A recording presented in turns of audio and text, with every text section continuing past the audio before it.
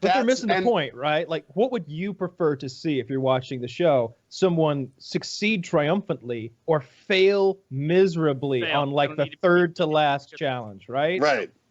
I grew up watching MXC, Most Extreme Challenge, where like Japanese ridiculously dubbed over like challenge show. I'm watching for concussions. Those are the good episodes when someone face plants, does a full vertical nosedive into mud that they thought was 3 feet deep, but turned it out to be 3 inches deep, and you just see the back of their skull hit their spine. You're like, oh, that's a good one. I'm laughing because, again, so I shattered my foot 2 years ago. Just a week ago, we were in Dallas shooting, and at the end of the shoot, I'm a little loopy, and I try one of the obstacles in reverse and end up trying to do a backflip and just tore the ligaments in my ankles. No, it's just because we do back-to-back tapings at night. So you're, and it's Akbar and I are there for 8.5, 9 hours with like a half-hour lunch break. Other than that, where you're just, it's very high energy, obviously, where we're yelling at it. And so by the end of it, you're exhausted and you're just kind of loopy, because it's 5 a.m. You've been up back-to-back nights and you're not drunk. So I thought I could pull it off. Yeah. It was my judgment was clearly impaired, and you get around the ninjas and you watch and you think I can do that. You just watch it enough where you get a little cocky and then gravity takes over. That's totally true, because sometimes when you're watching that show, you'll see a dude who looks like chiseled out of marble, and you're like, of course I couldn't do what that guy's doing. But then other times you'll be like, this guy, it's Steve Whitaker from Nebraska. He's 5'6", 142. Right. And you're like, oh, this guy just used made to shove in a locker. I could beat him. If he can do it, it's like he works at a bank and he's just a teller. Like, it's funny as we look he's at, not even middle management. 41 as a teller. I could jump on the ladder thing and look it up. In Japan, in the original show called Sasuke, which our show is based off of, the only guys who've achieved total victory are under 5'5" and under 150 pounds.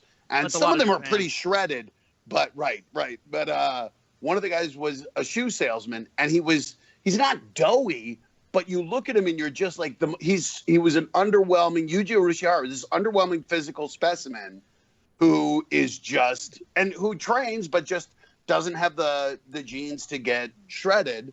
And so he just looks like this little guy who sits in and plays video games all day, but is one of the greatest athletes who ever took on the course. The only guy who's gotten total victory twice. It's absurd. And so, again, it's one of those things where you see people, we've had some, NFL players and Olympic athletes come out who are these more traditional built people, and you think they're going to crush it, and they fail on the very first obstacle, and so that's why I have no idea how anyone's ever going to do. I'm really Who's hoping the best professional athlete that's ever done it? Like, of like people in the Cam Wembley. Cam Wembley came out from the NFL, who was a defensive end. He was on the Titans, and I think the only reason he was able to do it, he was in between contracts, because usually they'll have clauses where they can't do something that risks injury. And he's 6'4", 255. And he completed a city finals course in Miami in season 4. I mean, he was on the salmon ladder, and it looked like the bar was going to break under his weight. We'd never seen anyone close to his size do well, let alone, I mean, of the professional athletes, the problem is most of them, A, don't have time to train, or B, have a little arrogance of, I'm an athlete, I can do this. Mm-hmm. And you realize, again, you could, but so much of it is obstacle-specific training, agility or grip strength, or just learning how to do the warped wall. It's not something, but, again, he's 6'4" and a ridiculous athlete, so he just took 2 steps and then leapt. He's got probably a 40-plus inch vertical leap, just leapt up and pulled himself up. And it was one of those things of just someone who physically overpowered the course, which was amazing. But that, the course has gotten exponentially more difficult as our ninjas have gotten better prepared. So when we look at previous seasons, what used to be difficult now would be, we'd have like over half the competitors could clear it because they're prepared. The warped wall used to be a hard obstacle at 14 feet, and now we had to raise it, and it's still something where, we'll see a handful of people even miss, let alone not get up it all season long. See, like, this is my only opportunity. You need to pass this to the top. So when they do the half pipe wall, you jump up, you grab it, pull up. All they have to do from there is run over and hit the buzzer. Right. So it's a totally physical challenge. But what if you added, not to like rip off Fear Factor, just one roach? You have to eat one roach before you can hit the button. Say, and he's climbed the wall. He's just crazy. One roach away.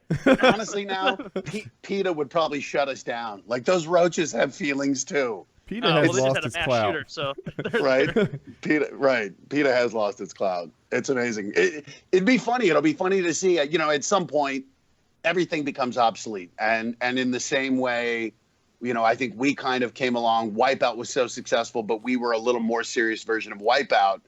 And I think we kind of made them obsolete. Eventually something will come along and make us obsolete. And it'll probably be something where the Running Man. That's the Running Man. So,